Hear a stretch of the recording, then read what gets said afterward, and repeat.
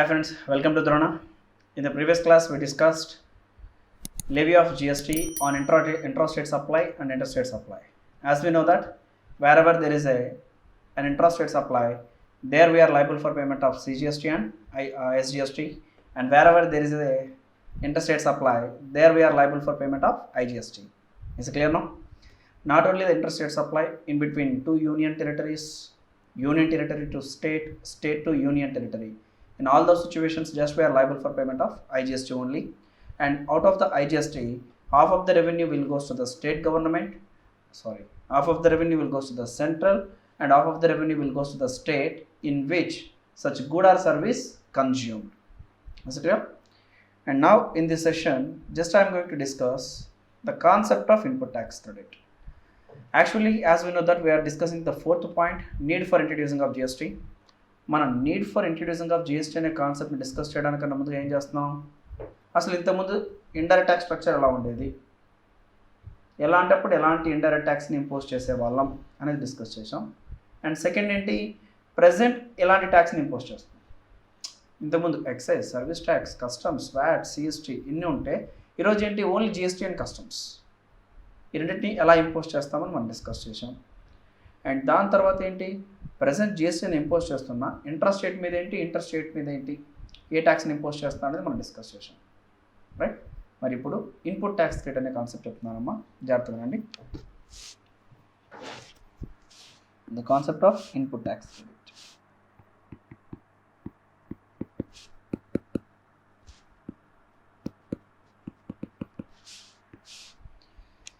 ఏంటమ్మా ఇది input tax credit? Inward supplies పైన పే చేసినటువంటి ట్యాక్సెస్ని అవుట్వర్డ్ సప్లై పైన పే చేయాల్సినటువంటి ట్యాక్స్కి సెట్ ఆఫ్ చేసుకునే ఆప్షన్, సెట్ ఆఫ్ చేసుకునేటువంటి ఆపర్చునిటీ ఇస్తే that is the concept of input tax credit. సరే, ఇన్వర్డ్ సప్లై ఏంటి, అవుట్వర్డ్ సప్లై ఏంటి, ఇన్వర్డ్ పైన పే చేసిన ట్యాక్స్ని అవుట్వర్డ్ పైన సెట్ ఆఫ్ చేయడం ఏంటి? రైట్, సెంటెన్స్ అయితే చెప్పాను అంతే కదమ్మా, దాన్ని కాన్సెప్చువల్గా ఎక్స్ప్లెయిన్ చేస్తాను, జాగ్రత్తగా. First one, indirect tax structure అనేది ఇలా ఉంటే ఎలా ఉండేది ఒక్కసారి చూడండి. ఒక person suppose let us assume manufacture అమ్మ గూడ్స్ని సేల్ చేస్తున్నాడు. Suppose value of the goods 10,000కి సేల్ చేస్తాను అనుకుందాం. And tax rate let us assume at the rate of 18%, which will be 1800. తను ఎంతకు అమ్ముతున్నాడమ్మా? 11,800. 10,000 తన పాకెట్కి వెళ్తాయి, 1800 ఏం చేయాలి? గవర్నమెంట్కి ఇచ్చేయాలి. ఇప్పుడు ఇలా తను ఎవరికి అమ్మాడంటే హోల్సేలర్కి అమ్మాడు అనుకుందాం. ఎవరికమ్మా? హోల్సేలర్. ఇప్పుడు హోల్సేలర్ ఎవరికి అమ్ముతున్నాడు? లెట్ అస్ అస్యూమ్ రీటైలర్కి అమ్ముతున్నాడు. మరి రీటైలర్కి అమ్మేటప్పుడు తనకు ఒక 4,000 ప్రాఫిట్తో అమ్మాలనుకున్నాడు అనుకోండి. ఎంతమ్మా? 4,000. మరి 4,000 ప్రాఫిట్ రావాలంటే ఎంతకు అమ్మాలి? 4,000 ప్రాఫిట్ రావాలి అంటే సపోజ్ 11,800 కొన్నాడు కాబట్టి ప్లస్ 4,000, అంతేనా? అంటే ఎంత? జస్ట్ నథింగ్ బట్ 14,800, అంతేనా? మళ్ళీ పర్సన్ ఏం చేయాలి? వాటి మీద ట్యాక్స్ పే చేయాలా? మరి 14,800 ఇంటూ 18%,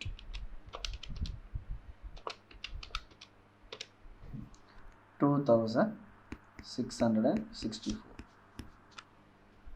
ఓకే,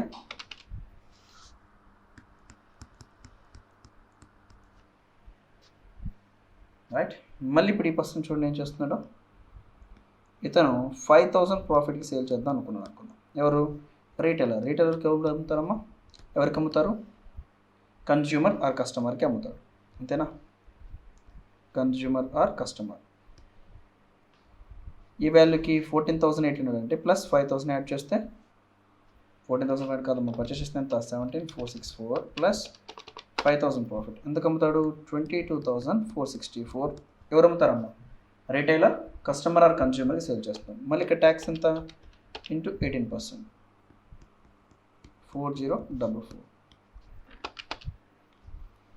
26,508.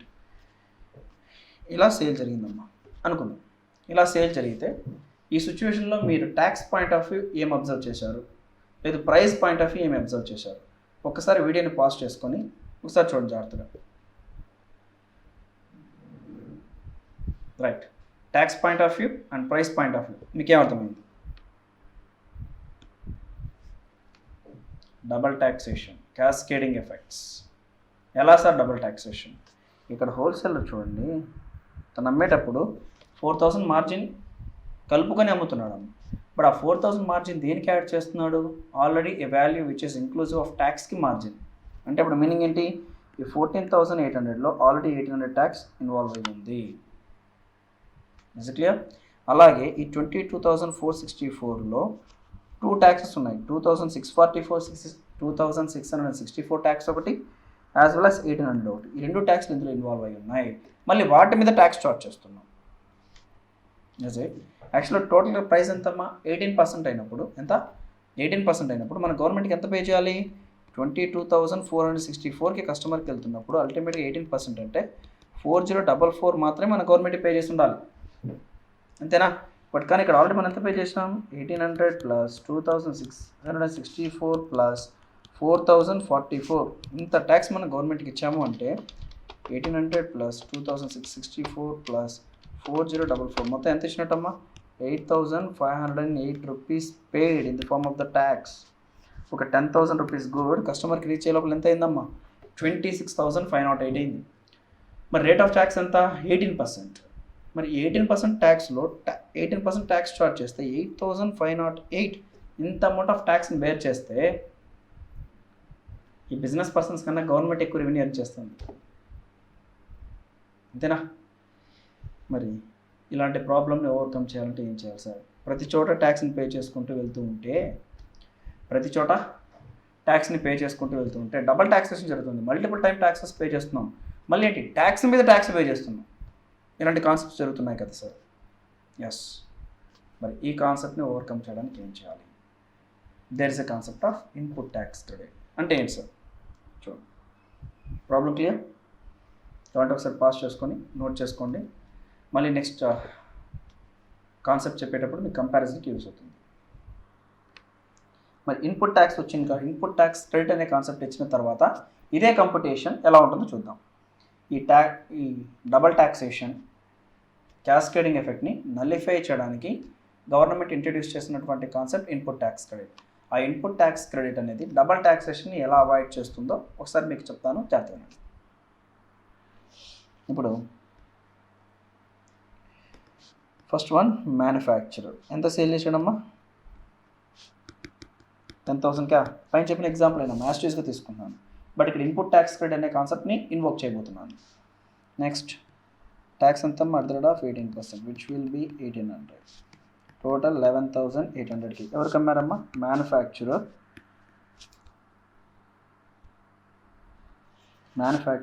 హోల్సేలర్కి అమ్మాడు, అంతేనా? ఇప్పుడు హోల్సేలర్ ఏం చేయాలనుకుంటున్నాడమ్మా? 4,000 మార్జిన్ కావాలి. 4,000 మార్జిన్ కావాలి అంటే ఇక్కడ నుంచి 4,000 మార్జిన్ అనుకుంటున్నాం కదమ్మా? కాదు, ఇక్కడ నుంచి 4,000 మార్జిన్ తీసుకోమంటాడు గవర్నమెంట్. ఇక్కడ నుంచి మార్జిన్ తీసుకుంటే ఎంత అవుతుంది? 14,000కి హోల్సేలర్ రీటైలర్కి అమ్మాలి, అంతేనా? ఇప్పుడు వెంటనే హోల్సేలర్ ఏమైనా క్వశ్చన్ చేస్తాడు, సార్ నేను కొన్నది ఎంత? గవర్నమెంట్ ఏముంటుంది? 11,800 కొన్నావయ్యా. మరి నాకు 4,000 మార్జిన్ వేసుకుంటే నేను అమ్మాల్సింది 15,800 కదా, మరి మీరేంటి 14,000కి అమ్మమంటున్నారు? అప్పుడు గవర్నమెంట్ ఏముంటుంది? నువ్వు 10,000కి మార్జిన్ యాడ్ చేసుకో, రిమైనింగ్ 1,800 ఉంది కదా, అది నేను ఇస్తాను నీకు. యాక్చువల్గా నువ్వు కొనేటప్పుడు మ్యానుఫ్యాక్చర్కి ఇచ్చావు కరెక్టే, 10,000 ప్లస్ 1,800 11,800 హోల్సేలర్ అనే నువ్వు మ్యానుఫ్యాక్చర్కి ఇచ్చి ఉన్నావు. బట్ ఇప్పుడు నేనేమనుకున్నాను, నీ కాస్ట్ 10,000 అనుకోమంటున్నాను. భలేవాళ్ళు సార్, నేను 11,800 కొంటే కాస్ట్ మీరు 10,000 అనుకోమంటారేంటి? ఆ 1,800 సంగతి ఏంటి? గవర్నమెంట్ ఏమంటుంది? గవర్నమెంట్గా నేను ఇస్తాను అన్నప్పుడు నీ కాస్ట్ కాదు కదా, అంతే కదా సార్? మీరు ఇస్తానంటే నాకు కాస్ట్ కాదు. అలాంటప్పుడు ఏం చేస్తాను? హ్యాపీగా 10,000కి నా మార్జిన్ యాడ్ చేసుకుంటాను. గుడ్, 10,000కి మార్జిన్ యాడ్ చేసుకొని సేల్ చేయి. ఎంత? 14,000. ఇప్పుడు 14,000కి సేల్ చేస్తుందంటే ట్యాక్స్ కలెక్ట్ చేయాలి కదమ్మా? 18%. 14,000 2,520, అంతేనా? ఇలా ఎవరి దగ్గర నుంచి కలెక్ట్ చేస్తాడమ్మా? రీటైలర్ దగ్గర నుంచి కలెక్ట్ చేస్తాడు, అంతేనా? మరి ఇప్పుడు రీటైలర్ దగ్గర నుంచి కలెక్ట్ చేస్తుంది ట్యాక్స్ ఎంత? 2,520. ఈ 2,520ని గవర్నమెంట్కి ఇచ్చినప్పుడు గవర్నమెంట్ ఏమంటుందంటే కొంచెం హోల్డ్ చేయి, ఇప్పుడు నాకు ఎంత ఇవ్వాలి? 2,520 సార్. ఎందుకు సార్? నేను హోల్సేలర్ కాదు సార్, రీటైలర్కి అమ్మాను. ఎంత కమ్మాను? మీరు చెప్పినట్టుగా 4,000 మార్జిన్ వేసుకొని 14,000కి అమ్మాను. వాటిపైన 2,520 రూపీస్ని ట్యాక్స్గా కలెక్ట్ చేశాను. గుడ్, మరి ఇంతకుముందు నేను ఏదో నీకు డబ్బులు ఇస్తానన్నాను కదా, గవర్నమెంట్ అని నేను నీకెళ్ళి డబ్బులు ఇస్తాను కదా, అవును సార్ నాకు ఇంతకుముందు 1800 మీరు ఇస్తానన్నారు, గుడ్ 1800 తగ్గించేసుకో, మిగిలిన డబ్బులే నాకు. అంటే ఇప్పుడు ఏంటి, wholesaler point of view tax payable ఎంత 2520 less tax paid on purchase. Tax paid on purchase ఎంత అమ్మా 1800, దాన్ని తగ్గించుకో, రిమైనింగ్ బ్యాలెన్స్ ఎంత 720. This is the amount of net tax payable. ఇలా సేల్స్ పైన ట్యాక్స్ పే చేసేటప్పుడు ఆల్రెడీ పర్చేస్ పైన పే చేసిన ట్యాక్స్ని సెట్ ఆఫ్ చేసుకొని రిమైనింగ్ ట్యాక్స్ని గవర్నమెంట్కి ఇచ్చే కాన్సెప్టే ఇన్పుట్ ట్యాక్స్ క్రెడిట్. మరి ఈ కాన్సెప్ట్ని ఇన్వోక్ చేయడం వల్ల బెనిఫిట్స్ ఏంటి చూద్దాం. ఇంకో స్టెప్ ఉందిగా, హోల్సేలర్ ఇలా రీటైలర్కి అమ్మితే రీటైలర్ ఏం చేస్తున్నాడమ్మా, మార్జిన్ వేసుకుని అమ్ముతున్నాడా. పైన ఎగ్జాంపుల్ ఎంత మార్జిన్ 5000, ఇక్కడ నుంచి కాదు ఇక్కడ నుంచి మార్జిన్ అంటే ఎంత కమ్మాలి 14,000 ప్లస్ 5,000 అంటే 19,000 కదమ్మా సేల్ చేయాలి, రైట్. సో దట్ 19,000కి సేల్ చేస్తారు. ఇలా సేల్ చేసి మళ్ళీ రీటైలర్ అడగచ్చు గవర్నమెంట్ ఏమని, సార్ నేను ఎంత కొన్నాను 16,520, మరి వాటికి 5,000 యాడ్ చేస్తే 21,520 కదా, రైట్. 21,520 కదా నేను అమ్మాలి అంటే రీటైలర్కి గవర్నమెంట్ ఏం చెప్తుంది, బాబు రీటైలర్ నువ్వు కొనేటప్పుడు 16,520 ఇచ్చావు కాదన్ను, బట్ అందులో ట్యాక్స్ని నీ గవర్నమెంట్గా నేను నీకు ఇచ్చేస్తాను, ట్యాక్స్ని నేను నీకు తిరిగి ఇచ్చేస్తానయ్యా. ట్యాక్స్ నీకు తిరిగి ఇచ్చేస్తాను అని అంటే మీనింగ్ ఏంటి, tax is not a cost for you. అవును సార్ ట్యాక్స్ అనేది నాకు కాస్ట్ కాదు, మరేంటి పర్చేస్ వాల్యూనే నీ కాస్ట్, దానికి నీ మార్జిన్ యాడ్ చేసుకో, యాడ్ చేసుకుంటే ఎంత 19,000 వాటికి సేల్ చేయి. ఇలా రీటైలర్ ఏం చేస్తాడమ్మా, కన్జ్యూమర్కి ఆర్ కస్టమర్కి సేల్ చేస్తాడు. ఇలా సేల్ చేస్తే 19,000 into 18%, 3,420 అంతేనా, రైట్. టోటల్ ఎంతమ్మా 22,420. ఇప్పుడు రీటైలర్ కన్జ్యూమర్కి ఎంత కమ్మాడమ్మా 22,420 రూపీస్ కమ్మాడు. అందులో 19,000 తన పాకెట్కి, 3,420 ఎవరికి ఇవ్వాలి, గవర్నమెంట్కి ఇవ్వాలి.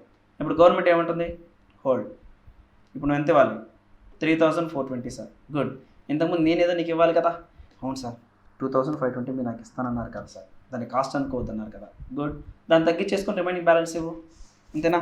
అంటే tax payable 3,420, tax paid on purchase what's amount 2,520, remaining balance it is net GST payable that is 900. Check చేసుకో. మ్యానుఫ్యాక్చర్ గవర్నమెంట్కి ఎంత ఇచ్చాడమ్మా, తన గవర్నమెంట్కి ఇచ్చింది 1800, హోల్సేలర్ ఎంత ఇచ్చాడు నెట్గా 720 రూపీస్, రీటైలర్ ఎంత ఇచ్చాడు గవర్నమెంట్కి 900. మొత్తం కలపండి ఎంత అవుతుందో,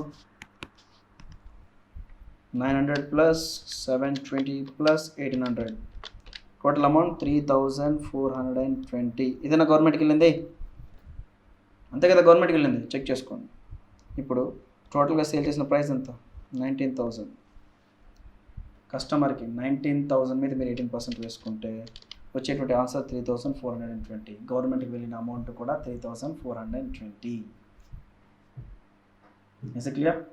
ఇప్పుడు చూడండి ఇదే మార్జిన్సే కదా ప్రీవియస్గా, ఇదే మార్జిన్స్ వేసుకున్నప్పుడు గవర్నమెంట్కి వెళ్ళిన అమౌంట్ ఎంత 8,508. బట్ ఇన్పుట్ ట్యాక్స్ క్రెడిట్ని ఇన్వోక్ చేసిన తర్వాత గవర్నమెంట్కి వెళ్ళే అమౌంట్ ఎంత 3,420. సార్ గవర్నమెంట్కి లాస్ కదా సార్, గవర్నమెంట్ గురించి వదిలేసేయండి, first business persons point of view మాట్లాడండి. బిజినెస్ పర్సన్స్ బెనిఫిటా కాదా? ఎస్. ఇక్కడ డబుల్ ట్యాక్సేషన్ ఇక్కడ ఏమైనా ఉందా? ఇక్కడ డబుల్ ట్యాక్సేషన్ ఎందుకు ఉంది? ట్యాక్స్ ఎలిమెంట్ని కూడా కాస్ట్లో కలుపుతున్నాం, ట్యాక్స్ ఎలిమెంట్ని కూడా మనం కాస్ట్లో కలుపుతున్నాం కాబట్టి డబుల్ ట్యాక్సేషన్. బట్ ఇక్కడ చూడండి కాస్ట్ అనేది మనం కాస్ట్ కంప్యూట్ చేసేటప్పుడు ట్యాక్స్ని కాస్ట్లో ఇంక్లూడ్ చేయలేదు, చూసుకోండి ట్యాక్స్ని కాస్ట్లో ఇంక్లూడ్ చేయలేదు. అండ్ ప్రతి చోట పే చేసిన ట్యాక్స్ని ఇన్వార్డ్ మీద పర్చేస్ పైన పే చేసిన ట్యాక్స్ని గవర్నమెంట్ ఏం చేస్తుంది, రిడ్యూస్ చేసుకుని రిమైనింగ్ బ్యాలెన్సే పే చేయమంటుంది. ఇలా ఇన్పుట్ ట్యాక్స్ క్రెడిట్ ఇవ్వడం. సార్ మరి ఇలా చేయడం వల్ల గవర్నమెంట్కి రెవెన్యూ లాస్ కదా అంటే లేదమ్మా, గవర్నమెంట్కి ఇంకా రెవెన్యూ ఇంక్రీజ్ అయింది. సార్ కళ్ళ ముందు కనబడుతూ ఉంటే మీరు గవర్నమెంట్ రెవెన్యూ ఇంక్రీజ్ అయింది అంటారేంటి? ఎలా అంటే అమ్మా, ఇప్పుడు సింపుల్ లాజిక్, హోల్సేలర్ ఈ ఎగ్జాంపుల్లో ఎవరి దగ్గర నుంచి కొన్నాడు, మ్యానుఫ్యాక్చరర్. మ్యానుఫ్యాక్చర్ దగ్గర నుంచి కొని ఎవరికి అమ్మాడు?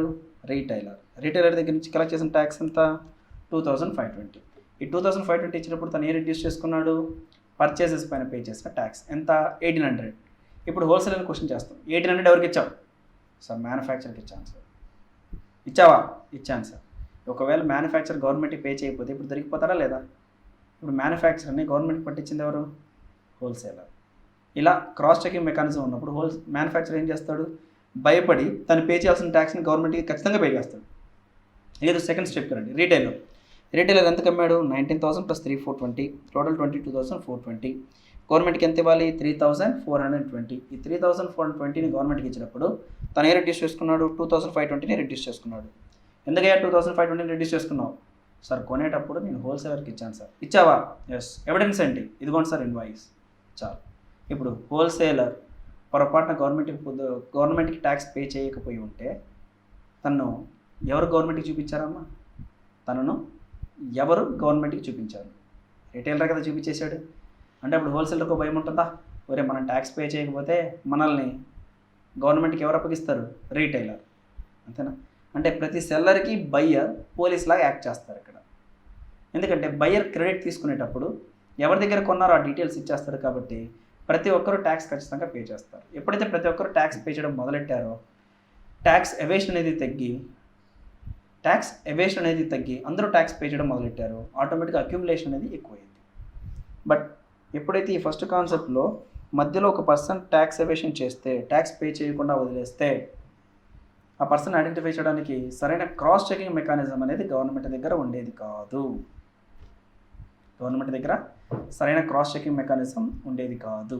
బట్ ఈ ఇన్పుట్ ట్యాక్స్ క్రెడిట్ అనే కాన్సెప్ట్ రావడం వల్ల ప్రతి చోట క్రాస్ చెకింగ్ మెకానిజం ఉంది.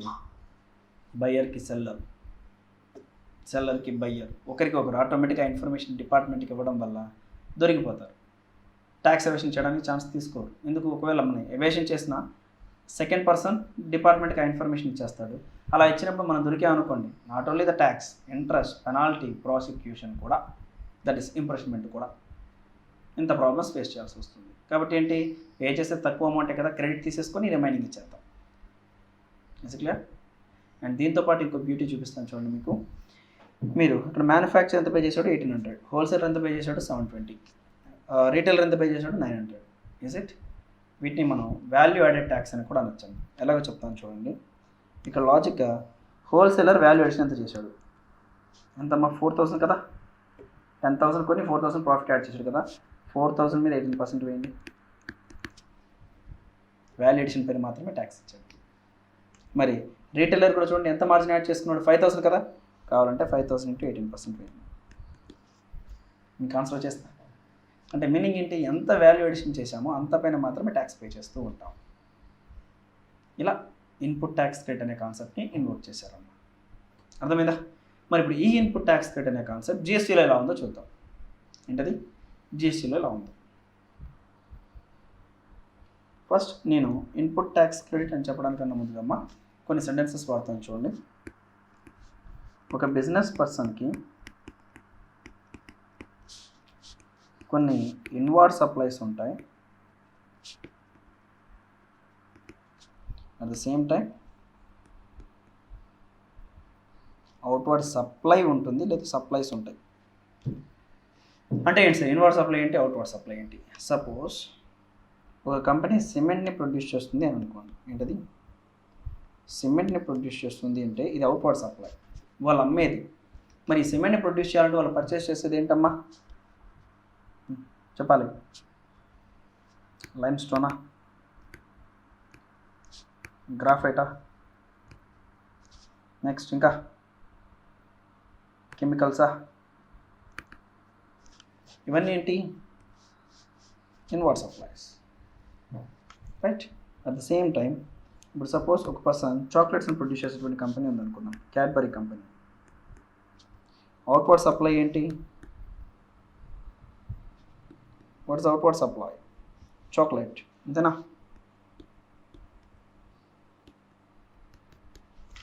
మరి ఇన్వర్డ్ సప్లై ఏంటి? ఇవి మాత్రం బాగా తెలుసు మనకు. ఏంటది చెప్పాలి?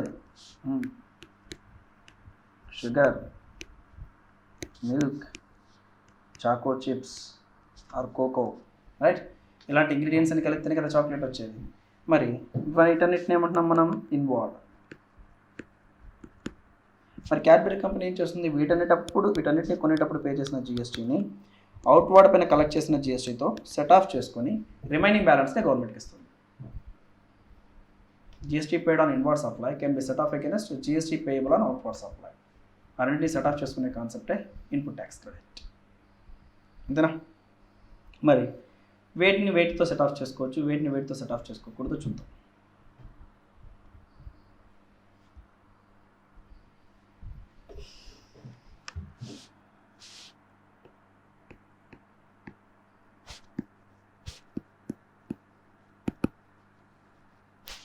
Manner of availment of input tax credit. Manner of availment of input tax credit. First one అమ్మా, ఐజిఎస్టీ లైబిలిటీ ఏదన్నా ఉంటే, ఐజిఎస్టీ పేయబిలిటీ ఏదైనా ఉంటే వాటికి ఫస్ట్ వేటిని యూజ్ చేయాలి అంటే మనం ఫస్ట్ ఐజిఎస్టీ క్రెడిట్ని యూజ్ చేయొచ్చు కాదమ్మా, చేయాలి. Number 2 CGST credit. Number 3 SGST credit. ఈ క్రెడిట్ అంటే ఏంటమ్మా? ఇన్వార్డ్స్ పైన పే చేసిన ట్యాక్సెస్, అంతేనా? ఇదేంటిది? అవుట్వర్డ్ పైన పే చేయాల్సిన ట్యాక్స్. ఇవి ఇన్వార్డ్స్ పైన పే చేసిన ట్యాక్సెస్. సెట్ ఆఫ్ చేస్తే remaining net GST, net IGST payable. Is it clear? This is the first step. And the second,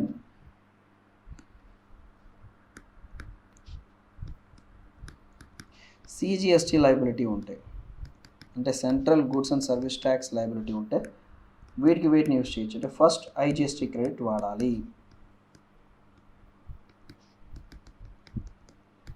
first వీటిని యూజ్ చేయాలమ్మా, ఐజిఎస్టీ క్రెడిట్.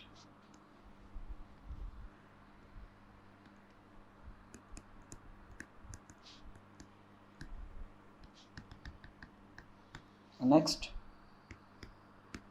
తర్వాత సిజిఎస్టీ క్రెడిట్. అంతేనా? తర్వాత ఏంటమ్మా? తర్వాత ఏంటి చెప్పాలి? తర్వాత ఏంటి?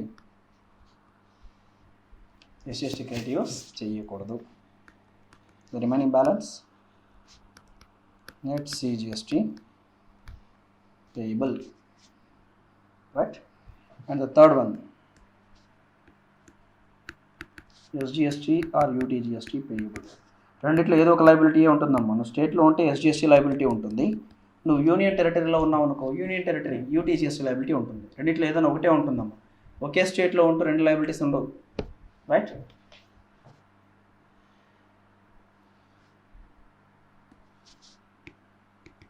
ప్లస్ ఫస్ట్ ఏం యూజ్ చేయాలి?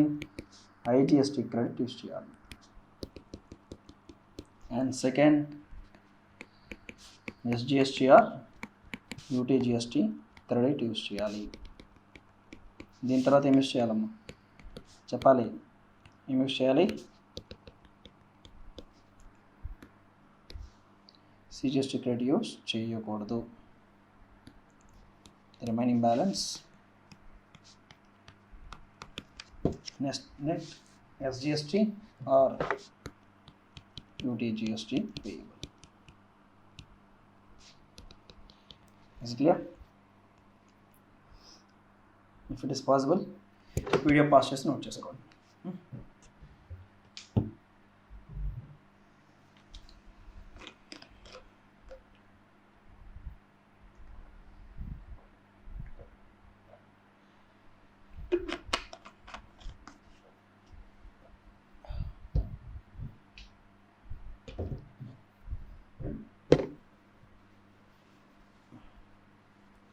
తర్వాత ఏంటమ్మా?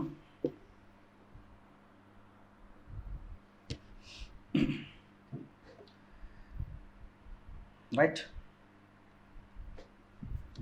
Is it clear? రైట్. ఇప్పుడు చూడండి, ఇందులో ఫస్ట్ మనం ఏ క్రెడిట్ని వాడేస్తున్నాం చూడండి. ఏ లైబిలిటీకైనా ఫస్ట్ మనం ఐజిఎస్టీ క్రెడిట్ని నిల్ చేయాలి. నీకు ఐజిఎస్టీ లైబిలిటీ ఉన్నా, సిజిఎస్టీ లైబిలిటీ ఉన్నా, ఎస్జిఎస్టీ లైబిలిటీ ఉన్నా, first of all you have to use the credit of IGST. First IGST క్రెడిట్ని ఐజిఎస్టీకి వాడేసాయి.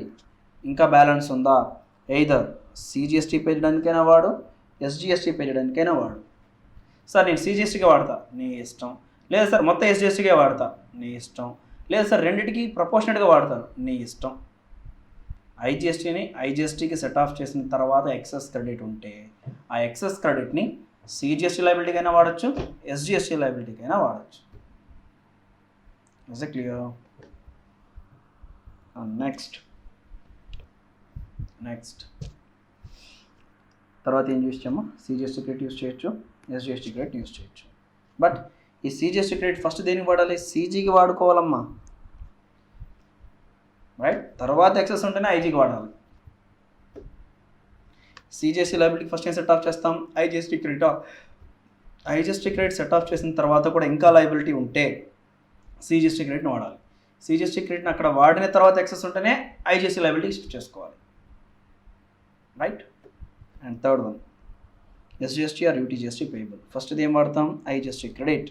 ఇంకా ఏదైనా పే చేయాల్సిన లైబిలిటీ ఉంటే ఎస్జిఎస్టీకి వాడతాం.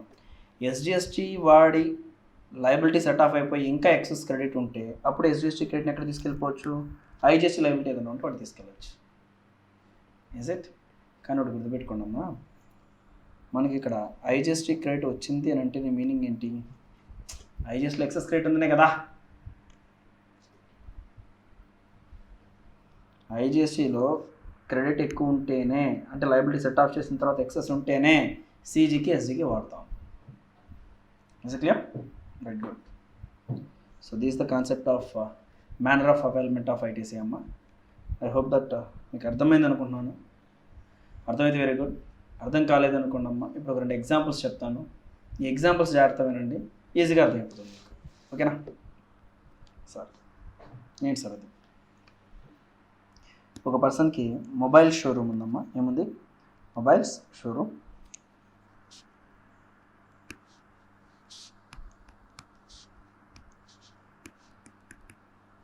రైట్, షాప్ అమ్మ ఇది. రైట్, ఈ పర్సన్ ఏం చేస్తాడు? మొబైల్ ఫోన్ సేల్ చేస్తాడు అనుకో. మరి ఇప్పుడు ఈ పర్సన్ ఏం చేస్తాడంటే అమ్మ,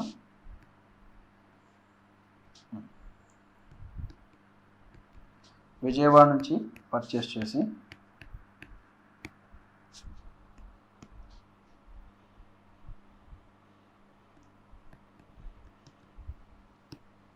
గుంటూరులో సేల్ చేస్తున్నారు. ఇప్పుడు ఇంట్రాస్టేట్ సప్లై, ఇంటర్స్టేట్ సప్లై. ఇది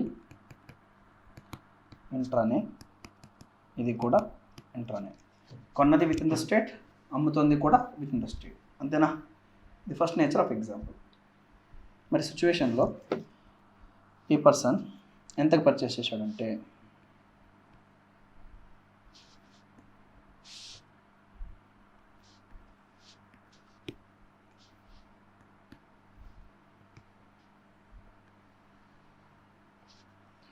value of goods or value of supply 10,000 phone కొన్నాడమ్మా. దాంతోపాటు ట్యాక్స్ పే చేయాలి కదా. ఏం పే చేయాలి చెప్పండి? అందుకే ఈ పర్సన్ ఎక్కడ ఉన్నాడు అంటారమ్మా? గుంటూరులోనే ఉన్నాడు ఈ పర్సన్, రైట్? విజయవాడ నుంచి గుంటూరు కొన్నాడు, గుంటూరు నుంచి గుంటూరులోనే అమ్ముకున్నాడు. అంతేనా? రైట్. మరి విత్ ఇన్ ద స్టేట్ అన్నప్పుడు ఏం పే చేయాలి? CGST, SGST. అంతేనా? ఏంటది? CGST and SGST. Is it clear?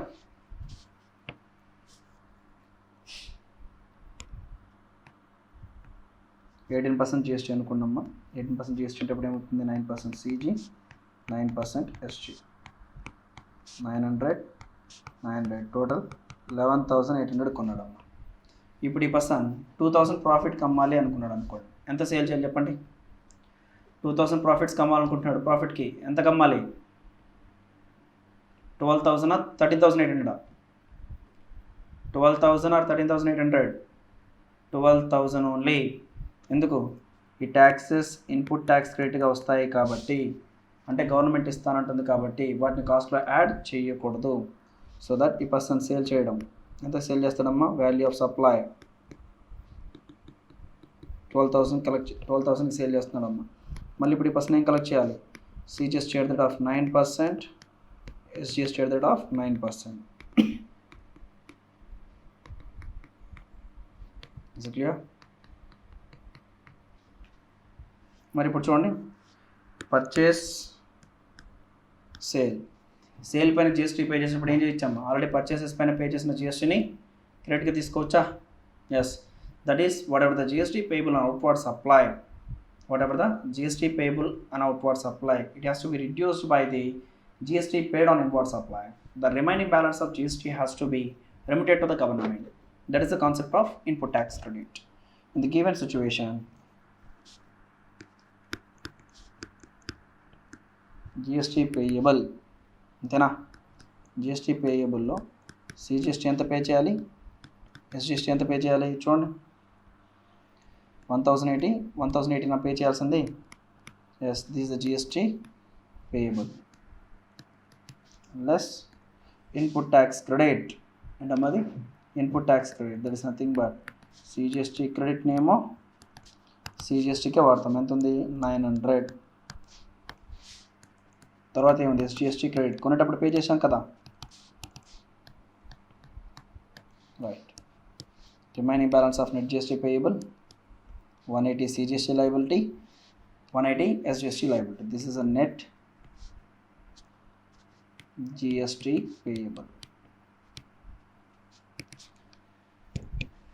Example జాగ్రత్త చూడమ్మా. గుంటూరులో ఉన్న పర్సన్ విజయవాడ నుంచి ఒక మొబైల్ ఫోన్ పర్చేస్ చేశాడు. ఎంతకి? 10,000 ప్లస్ జిఎస్టీ. అదే ఫోన్ ఏం చేస్తున్నాడమ్మా? 12,000కి సేల్ చేస్తున్నాడు. మరి 12,000కి సేల్ చేస్తున్నప్పుడు ఇక్కడ జిఎస్టీ కలెక్ట్ చేస్తుంటాడు. మరి ఇప్పుడు ఈ 12,000 పైన కలెక్ట్ చేసిన జిఎస్టీని యాస్టెస్గా గవర్నమెంట్కి ఇచ్చేయాలంటే నో, యాస్టెస్కి ఇవ్వాల్సిన అవసరం లేదు. ఇన్వార్డ్ పైన పే చేసిన జిఎస్టీని సెట్ ఆఫ్ చేసుకోవచ్చు. అంటే ఏంటి సార్, కొనేటప్పుడు నేను ఆల్రెడీ జిఎస్టీ పే చేశాక కదా సార్ కొన్నాను, మరి ఇప్పుడు అమ్మేటప్పుడు కలెక్ట్ చేసిన జిఎస్టీ నేను మీకు ఎందుకు ఇస్తాను? రైట్, ఇంతకుముందు ఏదైతే కొనేటప్పుడు పే చేశానో దాన్ని తగ్గించుకొని రిమైనింగ్ బ్యాలెన్స్ ఇస్తాను అంటాడు. గవర్నమెంట్ కూడా ఏముంటుంది, అలాగే ఇవ్వయ్యా, that is the concept of input tax credit. కాబట్టి నువ్వు అమ్మేటప్పుడు ఎంత కలెక్ట్ చేసావు? 1,080. రైట్, వాటిని కొనేటప్పుడు ఎంత పే చేసావు? సార్ సిజిఎస్టీ 900 పే చేశాను, ఎస్జిఎస్టీ 900 పే చేశాను. ఆ రెండింటి తగ్గించుకో, రిమైనింగ్ బ్యాలెన్స్ ఆఫ్ జిఎస్టీని గవర్నమెంట్కి ఇచ్చేస్తాను. Is it clear? Right. Next number 2. Example 1 అర్థమైందా? Example number 2 again mobile shop అమ్మ,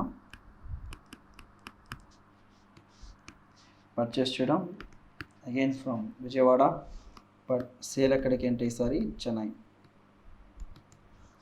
ఇదేమో పర్చేస్ ఏమో ఇంట్రా, సేల్ ఏమో ఇంటర్. రైట్, ఇక్కడ మనం పర్చేస్ చేసిన ఎంతో చూద్దాం. సేమ్ అదే ఎగ్జాంపుల్ తీసుకున్నాం అమ్మా. 10,000 పర్చేస్ చేసాం.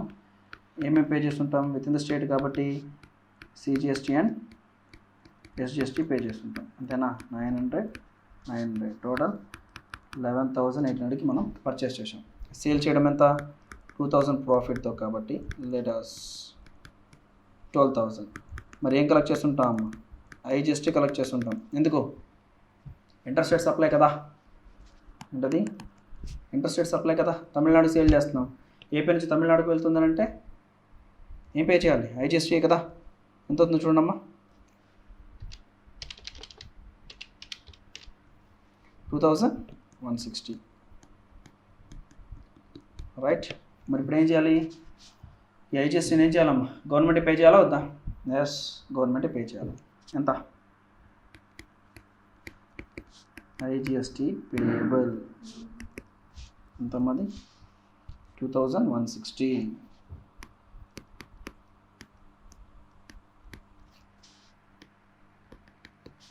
Less input tax credit.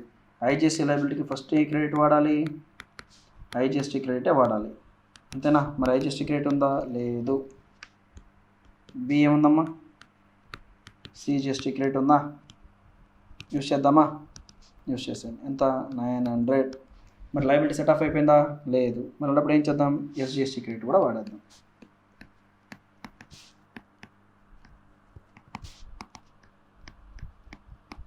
Remaining balance ఎంత అమ్మా? 360. This is the amount of net IGST payable. Asset ఒకసారి ఏం జరిగింది చూడండి. ఏపీలో మొబైల్ షాప్ విజయవాడ దగ్గర నుంచి ఫోన్ కొన్నారు. 10,000 ప్లస్ సిజిఎస్టీ ఎస్జిఎస్టీ పే చేసాం. ఎందుకు? ఇంట్రెస్ట్ రేట్ కాబట్టి కొనేటప్పుడు సిజిఎస్టీ ఎస్జిఎస్టీ పే చేసాం. అమ్ముతుంది ఎవరికి? సంబంధ స్టేట్ పర్సన్కి. కాబట్టి ఏం కలెక్ట్ చేయాలి? ఐజిఎస్టీ కలెక్ట్ చేస్తున్నాం. మరి ఇప్పుడు ఈ ఐజిఎస్టీని పే చేసేటప్పుడు ఆల్రెడీ ఇన్వార్డ్ పైన పే చేసిన జిఎస్టీని సెట్ ఆఫ్ చేయొచ్చా లేదా? ఎస్. మరి GST payable and outward supply ఎంత? 2160. ఇన్వార్డ్ పైన పే చేసిన ఐజిఎస్టీ ఉందా? లేదు. నెక్స్ట్ సిజిఎస్టీ ఏదైనా ఉందా? ఉంది, 900. ఎస్జిఎస్టీ ఉందా? ఉంది, 900. సెట్ ఆఫ్ చేయండి. Remaining balance net GST payable. Is clear? ఇలా ఇన్పుట్ ట్యాక్స్ క్రెడిట్ని సెట్ ఆఫ్ చేసుకోవాలి. Is clear? So that 2 examples చెప్పాను చూడమ్మా, the manner of availment of input tax credit అని. మరి ఇంకో ఎగ్జాంపుల్ చెప్పనా? రైట్, 3rd ఎగ్జాంపుల్ చెప్తాను చూడండి, లాస్ట్ ఎగ్జాంపుల్. సపోజ్ పర్చేస్ చేయడం మనం తమిళనాడు నుంచి పర్చేస్ చేస్తున్నామమ్మా. రైట్, సేల్ చేయడం అనేది తెలంగాణకి సేల్ చేస్తున్నాం అనుకోండి. Right, purchase inter, sale inter. ఇప్పుడు కొనడం ఎంత? వాల్యూ ఆఫ్ సప్లై 10,000 అనుకోండి. పర్చేస్ చేసేటప్పుడు ఏం పే చేస్తాం? ఐజిఎస్టీ. ఎందుకమ్మా? ఇంటర్ స్టేట్ సప్లై కాబట్టి. టోటల్ 11,800. సేల్ చేస్తున్న కూడా ఏంటి? వేరే స్టేట్ కదమ్మా, అంతేనా?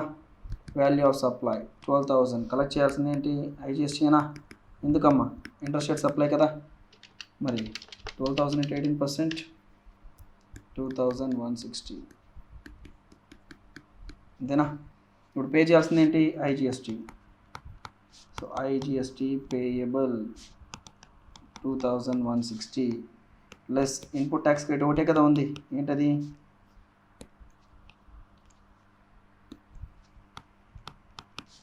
ఐజిఎస్టీ క్రెడిట్ ఎంత? 1,800. Remaining balance 360. This is the amount of net IGST payable.